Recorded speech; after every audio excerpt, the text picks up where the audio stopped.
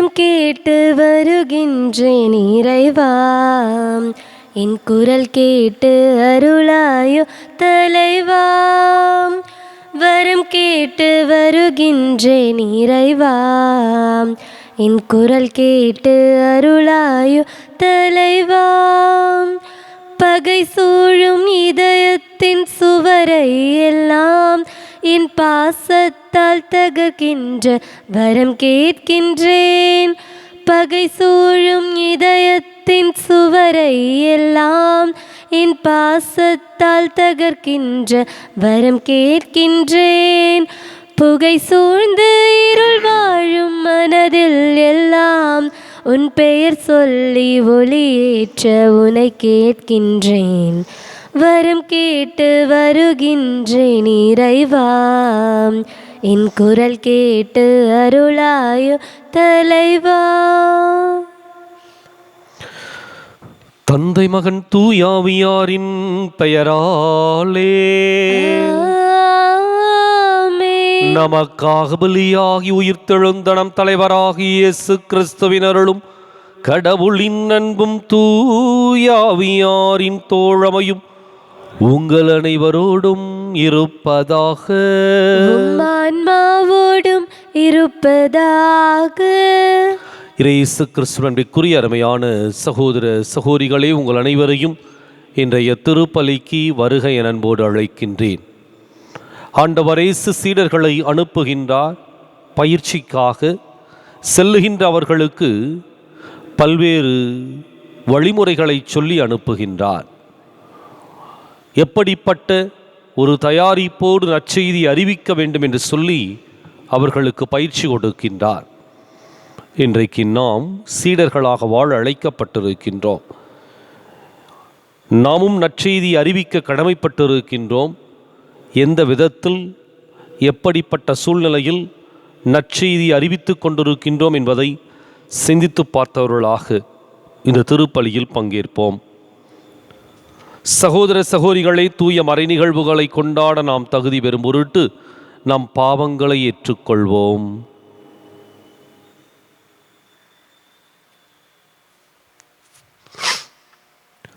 எல்லாம் வல்ல இறைவனிடமும் சகோதர சகோதரிகளை உங்களிடமும் நான் பாவினை ஏற்றுக்கொள்கின்றேன். ஏனெனில் சிந்தனையாலும் சொல்லாலும் செயலாலும் கடமையில் தவறியதாலும் பாவங்கள் பல செய்தேன். என் பாவமே, என் பாவமே, என் பெரும் பாவமே. ஆகையால் இப்போதும் கன்னியான புனித மரியாவையும் வானதூதர் புனிதர் அனைவரையும் சகோதர சகோதரிகளை உங்களையும் நம் இறைவனாகிய ஆண்டவரிடம் எனக்காக வேண்டிக் கொள்ள மன்றாடுகின்றேன். எல்லாம் வல்ல இறைவன் நம் மீது இரக்கம் வைத்து நம் பாவங்களை மன்னித்து நம்மை நிலை வாழ்வுக்கு அழைத்துச் செல்வாராக. ஆமென். ஆண்டவரே இரக்கமாயிரும். ஆண்டவரே இரக்கமாயிரும். கிறிஸ்துவே இரக்கமாயிரும். கிறிஸ்துவே இரக்கமாயிரும். ஆண்டவரே இரக்கமாயிரும். ஆண்டவரே இரக்கமாயிரும். மன்றாடுவோமாக. ஆண்டவரே எங்கள் இறைவா, நாங்கள் முழு மனதுடன் உம்மை வழிபட வேண்டுகின்றோம். அவ்வாறே எல்லா மக்களையும் நேரிய உள்ளத்துடன் அன்பு செய்யவும் அருள்வீராக. உம்மோடு தூயாவியாரின் ஒன்றிப்பில் இறைவனாய் என்றென்றும் வாழ்ந்து ஆட்சி செய்கின்ற எங்கள் ஆண்டவரும் உம் திருமகனுமாகிய இயேசு கிறிஸ்து வழியாக உம்மை மன்றாடுகின்றோம். ஆமென்.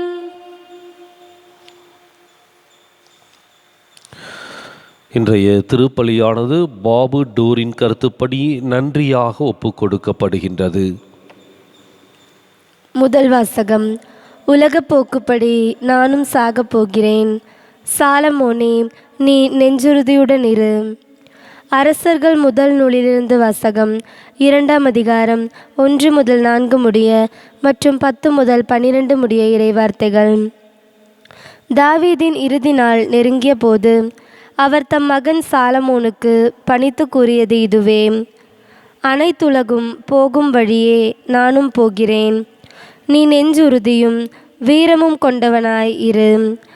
உன் கடவுளாகிய ஆண்டவரின் ஆணைகளை கடைபிடி. அவர் காட்டும் வழியில் நட.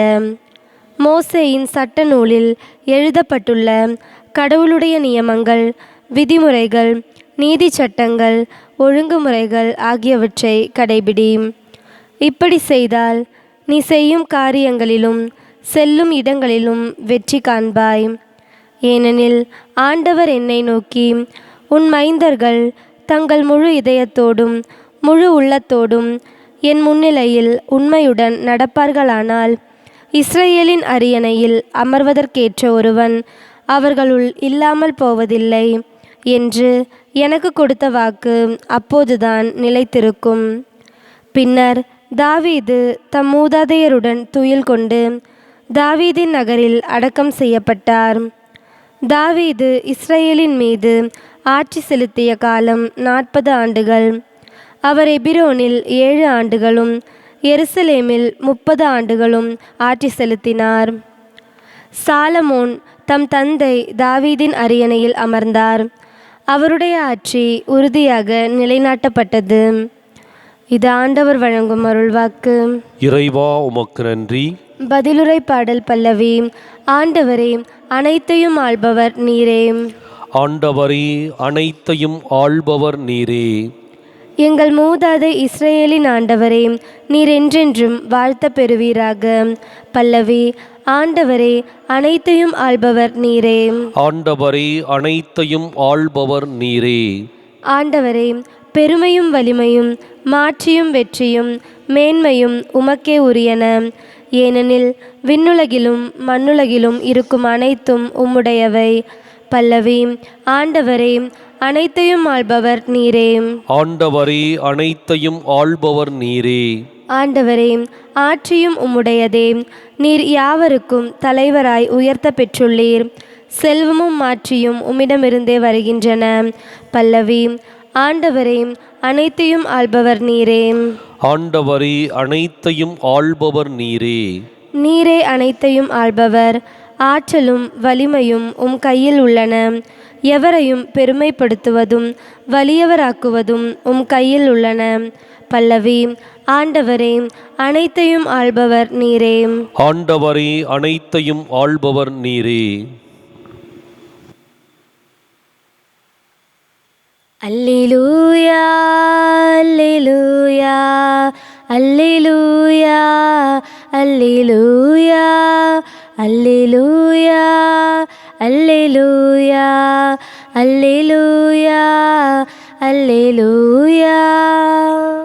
என் ஆடுகள் எனது குரலுக்கு செவிசாய்க்கின்றன.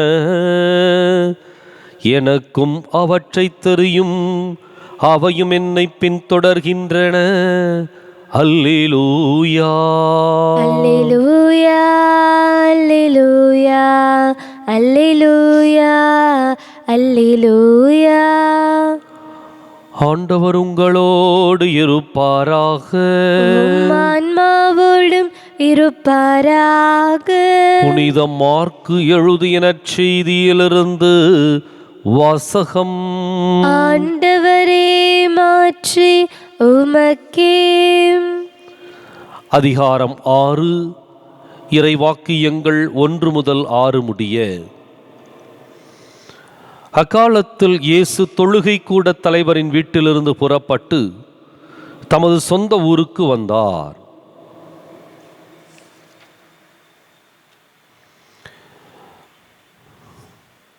அக்காலத்தில் இயேசு 12 தம்மிடம் வரவழைத்து அவர்களை இருவராக அனுப்பத் தொடங்கினார்.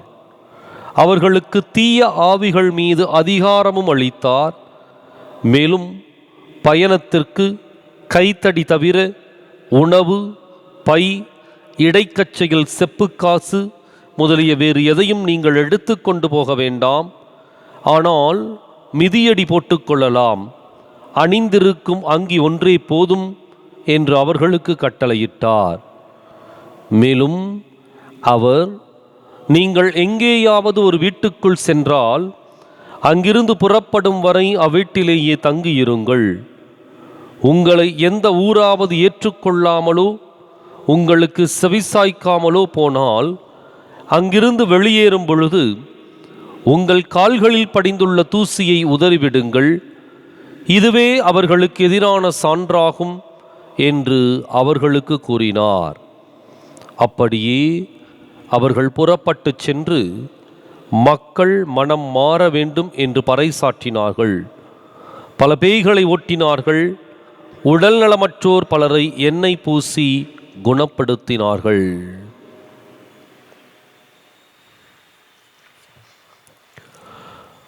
ஆண்டவரின் அருள்வாக்கு. கிறிஸ்துவே உமக்கு புகழ்.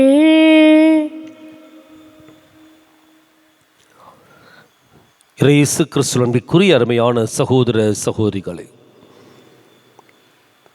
இந்த நற்செய்தியில் ஆண்டவர் இயேசு ஒரு பயிற்சிக்கு சீடர்களை அனுப்புகின்றார். ஒரு களப்பணி, நற்செய்தி அறிவிப்பதற்கான ஒரு களப்பணியை மேற்கொள்ளுகின்றார்கள். 12 இருவராக அனுப்புகின்றார். அனுப்புகின்ற பொழுது அவர் சில வழிமுறைகளை சொல்லிக் கொடுத்து அனுப்புகின்றார். இந்த நற்செய்தி அறிவிக்க செல்லுகின்ற சீடர்கள் எப்படி இருக்க வேண்டும் என்பதையும், அதே சமயத்தில் மக்களிடமிருந்து வருகின்ற பதிலை பொறுத்து அவர்கள் எப்படி செயலாற்ற வேண்டும் என்பதையும் சொல்லி அனுப்புகின்றார். நற்செய்தி அறிவிப்பு பணி என்பது ஏதோ எடுத்தோம் கவிழ்த்தோம் என்ற பணி அல்ல. நற்செய்தி அறிவிப்பு பணி என்பது தயாரிப்பு மிகுந்த ஒரு பணி.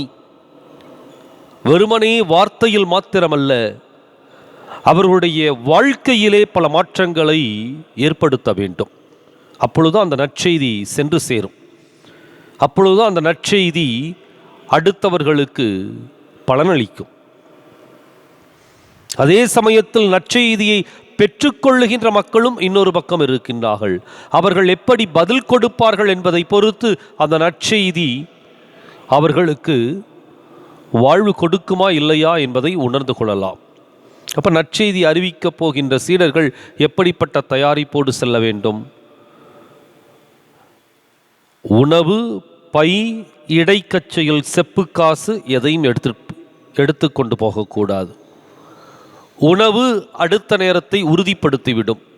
உணவு கிடைக்கும், உணவு நம்மிடம் இருக்கின்றது, எனவே அது நம்முடைய நற்செய்தி அறிவிப்பு பணியை திசை மாற்றிவிடும். பை அல்லது இடைக்கச்சையில் இருக்கின்ற செப்பு காசு இவை அனைத்தும் நமக்குள் ஒரு பாதையிலிருந்து வேறு பாதைக்கு திருப்பிவிடும். காரணம், என்னிடம் காசு இருக்கின்றது, என்னிடம் தேவையான அளவுக்கு வாங்குவதற்கு தேவையான பொருளாதாரம் இருக்கின்றது, நற்செய்தி அறிவித்தாலும் ஒன்றுதான், அறிவிக்காட்டினாலும் ஒன்றுதான் என்று சொல்லி நம்மை திசை மாற்றிவிடும்.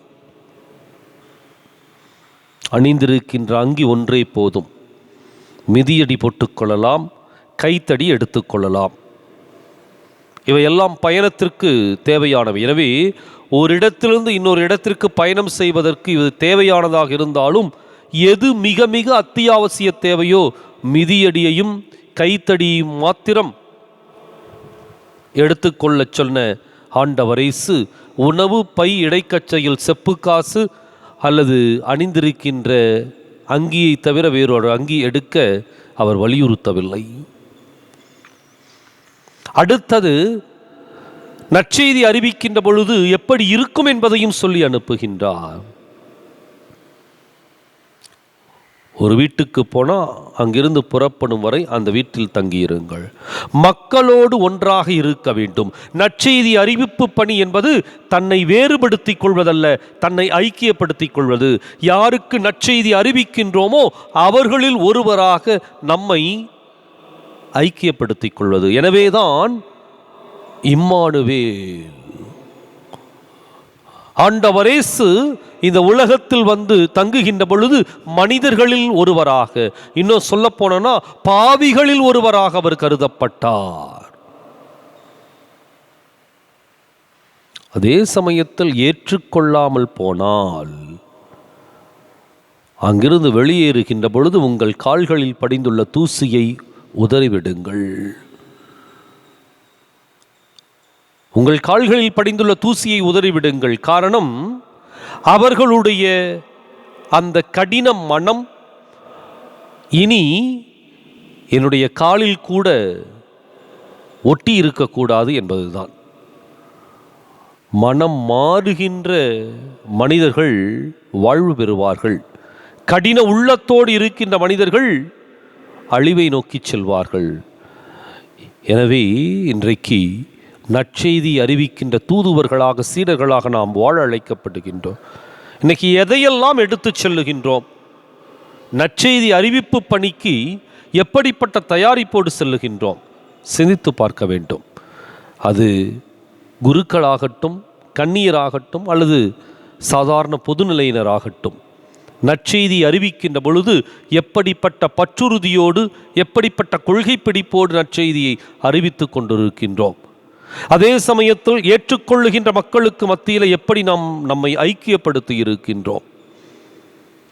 சிந்தித்து பார்க்க வேண்டும். நற்செய்தியை முறையாக அறிவிக்க நல்ல ஒரு தயாரிப்பை மேற்கொள்ளவும், மக்களோடு நம்மை ஐக்கியப்படுத்தி கொள்ளுகின்ற பரந்த, தெளிந்த, உறுதியான மனதிற்காகவும் இந்த திருப்பலியில் தொடர்ந்து மன்றாடுவோம். அடியோர் யாம் தரும் காணிக்கையை அன்பாய்ப்பாய் ஆண்டவரே. அடியோர் யாம் தரும் காணிக்கையை அன்பாய்ப்பாய் ஆண்டவரே.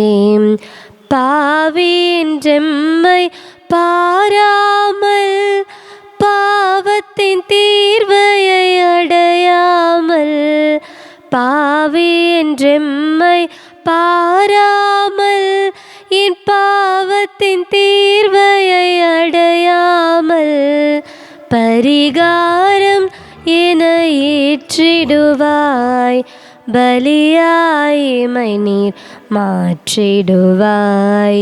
அடியோர் யாம் தரும் காணிக்கையை அன்பாய்ப்பாய் ஆண்டவரே. மேலொரு வாழ்வு உண்டு என்று எம்மேலெழும் துன்பத்தை மறக்கின்றோம். மேலொரு வாழ்வு உண்டு என்று எம்மேலெழும் துன்பத்தை மறக்கின்றோம். மேலும் துன்பங்கள் அடைந்தாலும் மேன்மையின் பலியாய் தருகின்றோம்.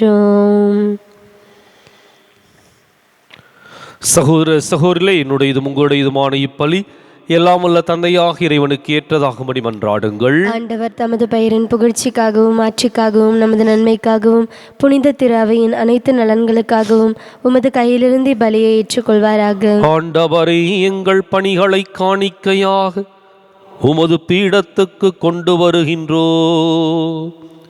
இவற்றை கனிவுடனேற்று எங்களது மீட்பின் அருளடையாளமாக மாற்றுவீராக. எங்கள் ஆண்டவராகிய கிறிஸ்து வழியாக உம்மை மன்றாடுகின்றோம். ஆண்டவர் உங்களோடு இருப்பாராக, ஆன்மாவோடும் இருப்பாராக. இதயங்களை மேலே எழுப்புங்கள். ஆண்டவரிடம் எழுப்பியுள்ளோம். நம் இறைவனாகிய ஆண்டவருக்கு நன்றி கூறுவோம். தகுதியும் நீதியுமானதே. ஆண்டவரை தூயவரான தந்தையே, என்றுமுள்ள எல்லாம் உள்ள இறைவா, என்னாலும் எவ்விடத்திலும் நாங்கள் உமக்கு நன்றி செலுத்துவது மெய்யாகவே தகுதியும் நீதியும் ஆகும். எங்கள் கடமையும் மீட்புக்கு உரிய செயலுமாகும். ஏனெனில் எங்கள் புகழுரை உமக்கு தேவையன்று, ஆயினும் நாங்கள் உமக்கு நன்றி செலுத்துவது உமது அருள் கொடையாலேயே. நாங்கள் உம்மை புகழ்ந்துரைப்பது உமது ஆட்சியை மிகுதிப்படுத்தாது எனினும் எங்கள் ஆண்டவராகிய கிறிஸ்து வழியாக நாங்கள் மீட்படைய பயன்படுகின்றது. ஆகவே வானதூதர் திரளோடு ஒன்று சேர்ந்து நாங்களும் உம்மை புகழ்ந்தேத்தி மகிழ்ச்சியுடன் அறிக்கையிட்டு சொல்வதாவது: தூயவர் தூயவர் தூயவர், வான்படைகளின் கடவுளாம் ஆண்டவர். விண்ணகமும் மன்னகமும் உமது மாட்சியால் நிறைந்துள்ளன. உன்னதங்களிலே ஓசன்னா.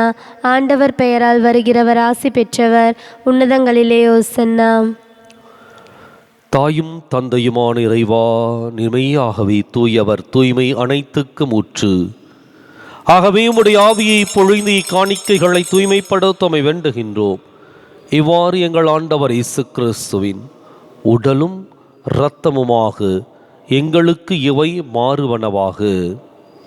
அவர் பாடுபட உளம் கனிது தம்மை கையளித்த போது அப்பத்தை எடுத்து நன்றி செலுத்தி அதை பிட்டு தம் சீடர்களுக்கு அளித்து கூறியதாவது: அனைவரும் இதிலிருந்து பெற்று உண்ணுங்கள், ஏனெனில் இது உங்களுக்காக கையளிக்கப்படும் என் உடல்.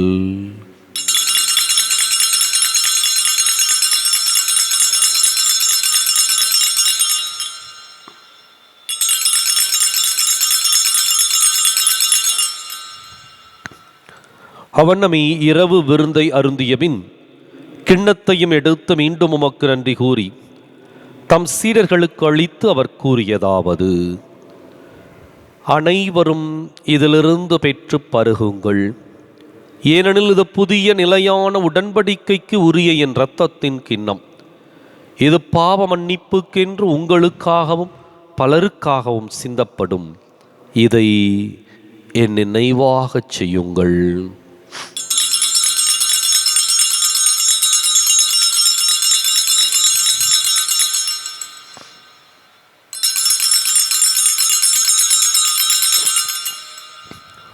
நம்பிக்கையின் மறை பொருள்.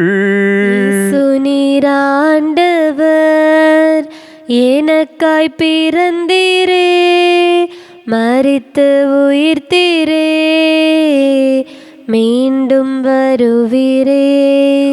ஆகவே ஆண்டவரே, நாங்கள் கிறிஸ்துவின் இறப்பினையும் உயிர்ப்பினையும் நினைவு கூர்ந்து வாழ்வு தரும் அப்பத்தையும் இப்பளிக்கும் கிண்ணத்தையும் உமக்கு ஒப்புக் கொடுக்கின்றோம். உம் திருமுன் நின்று உமக்கு ஊழியம் புரிய தகுந்தவர்கள் எங்களை ஏற்றுக்கொண்டீர். எனவே உமக்கு நன்றி செலுத்துகின்றோம். மேலும் கிறிஸ்துவின் உடலிலும் இரத்தத்திலும் பங்கு கொள்ளும் எங்களை தூய ஆவியார் ஒன்று சேர்க்க வேண்டுமென உம்மை தாழ்மையுடன் மன்றாடுகின்றோம். ஆண்டவரே, உலகெங்கும் பரவியிருக்கும் உமது திரு அவையை நினைவு கூர்ந்தருளும். எங்கள் தலைமை தந்தை பிரான்சிஸ், எங்கள் மறைமாவட்ட தலைமை தந்தை பீட்டர் பீர், எல்லா திருநிலையினராகிய அனைவரோடும் உமது திரு அவை அன்பில் நிறைவு பெறச் செய்தருளும்.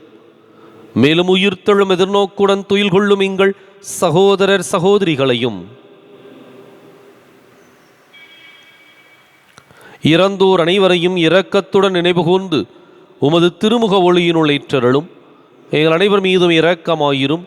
கடவுளின் கன்னித்தாயான புனித மரியா, அவருடைய கணவரான புனித யோசேப்பு, புனித திருத்தூதர்கள், இவ்வுலகில் உமக்கு உகந்தவராயிருந்தோர் ஆகிய புனிதர் அனைவருடனும் நாங்கள் நிலை வாழ்வில் பங்கு கொள்ளும் தகுதி பெற்று உம் திருமகன் இயேசு கிறிஸ்து வழியாக உம்மை புகழ்ந்தேத்தும் வரமருள உம்மை மன்றாடுகின்றோம்.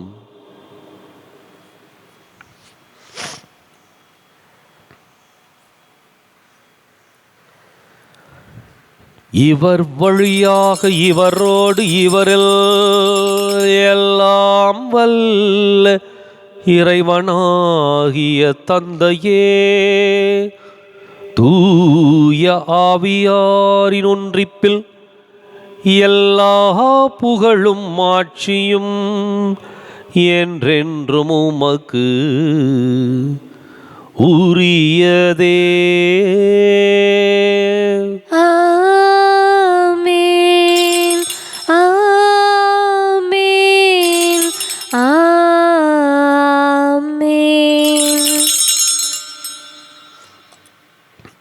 கடவுளை நம் தந்தை என அழைக்க இயேசு நமக்கு கற்பித்தார். எனவே நாம் அனைவரும் இணைந்து துணிந்து சொல்லுவோம். விண்ணுலகில் இருக்கிற எங்கள் தந்தையே, உமது பெயர் தூயது என போற்ற பெறுக. உமது ஆட்சி வருக. உமது திருவுளம் விண்ணுலகில் நிறைவேறுவது போல மண்ணுலகிலும் நிறைவேறுக. எங்கள் அன்றாட உணவை இன்று எங்களுக்கு தாரும். எங்களுக்கு எதிராக குற்றம் செய்வோரை நாங்கள் மன்னிப்பது போல எங்கள் குற்றங்களை மன்னியும். எங்களை சோதனைக்கு உட்படுத்தாதேயும், தீமையிலிருந்து எங்களை விடுவித்தருளும். ஆண்டவரை, தீமை அனைத்திலிருந்தும் எங்களை விடுவித்து எங்கள் வாழ்நாளில் அமைதியை கனிவுடன் அருளும் மன்றாடுகின்றோம். உமது இரக்கத்தின் உதவியால் நாங்கள் பாவத்திலிருந்து எப்போதும் விடுதலை பெற்று யாதொரு கலக்கமும் இன்றி நலமாயிருப்போமாக. நாங்கள் எதிர்நோக்கி இருக்கும் பேரின்பத்துக்காகவும் மீட்பராக இயேசு கிறிஸ்துவின் வருகைக்காகவும் காத்திருக்கின்றோம். ஏனெனில் ஆட்சியும் வல்லமையும் மாற்றியும் என்றென்றும் உமதே. ஆண்டவரே இயேசு கிறிஸ்துவே, அமைதியை உங்களுக்கு விட்டுச் செல்கின்றேன், என் அமைதியையே உங்களுக்கு அளிக்கின்றேன் என்றும் திருத்தூதர்களுக்கு மொழிந்தீரே. எங்கள் பாவங்களை பாராமல் உமது திரு அவை நம்பிக்கையை கண்ணோக்கி உமது திருவுளத்துக்கு ஏற்பதற்கு அமைதியையும் ஒற்றுமையும் அளித்தருள்வீராக. என்றென்றும் வாழ்ந்து ஆட்சி செய்கின்றவர் நீரே. ஆமென். ஆண்டவருடைய அமைதி உங்களோடு என்றும் இருப்பதாக. ஆன்மாவோடும் இருப்பதாக. ஒருவருக்கொருவர் அமைதியை பகிர்ந்து மகிழ்வோம். உலகின் பாவங்களை போக்கும் இறைவனின் செம்மறியே, எங்கள் மேல் இரக்கமாயிரும். உலகின் பாவங்களை போக்கும் இறைவனின் செம்மறியே, எங்கள் மேல் இரக்கமாயிரும். உலகின் பாவங்களை போக்கும் இறைவனின் செம்மறியே, எங்களுக்கு அமைதியை அளித்தருளும்.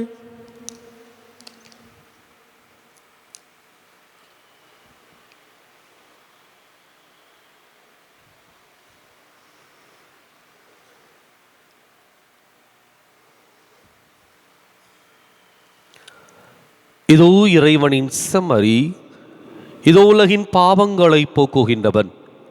இந்த செம்மறியின் விருந்துக்கு அழைக்கப் பெற்றோர் பேறு பெற்றோர். ஆண்டவரே, நீர் என் இல்லத்தில் எழுந்திரள நான் தகுதியற்றவள்.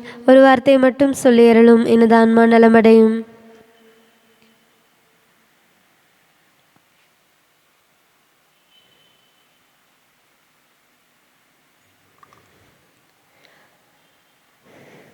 என் சுவாச காற்றே, என் வாழ்வினூற்றே, இறைவாயின் உள்ளம் வருவாய். என் உயிரின் உணவே, என் வாழ்வின் வழியே, தலைவாணி உன்னை தருவாய். என் வாழ்வும் என் வளமும் எல்லாமே நீதானே. இறைவா, தலைவா, அன்பினை பொழிவாய்.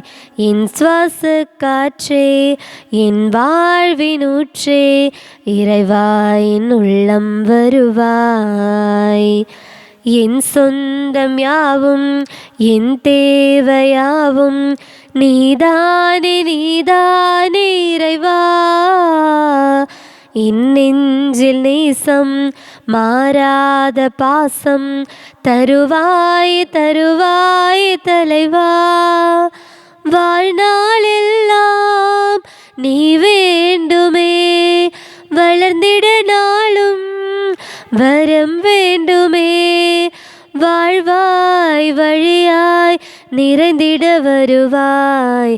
என் சுவாச காற்றே, என் வாழ்வினூற்றே, இறைவாயின் உள்ளம் வருவாய்.